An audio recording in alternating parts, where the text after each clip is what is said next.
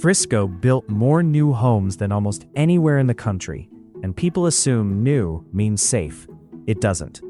Out west near Phillips Creek Ranch and the trails, brand new two-story homes still flood from a failed toilet supply line or a cracked shower pan on the second floor, and it runs straight down into the ceiling below before anyone sees a stain.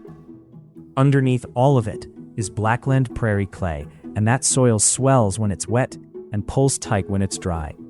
Every swing tugs on the copper and PEX lines running through the foundation, new build or not, until a fitting finally lets go. When a hard storm hits, Stewart Creek, Cottonwood Creek, and Panther Creek can push runoff into a ground floor that never showed up on any flood map.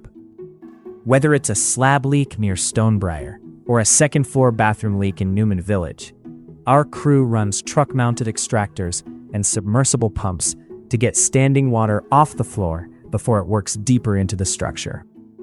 Frisco summer gives mold everything it needs in a day or two. So we don't stop at extraction. Air movers and dehumidifiers run on the structure, and we check with moisture meters until the readings confirm it's dry all the way through, past the surface. We run straight up the Dallas North Tollway into Frisco, covering every zip from Phillips Creek Ranch to Stonebriar, and we take calls day or night across the surrounding Dallas area. Don't wait on a leak, new house or old. Call Water Damage Restoration Dallas at 469-804-9910.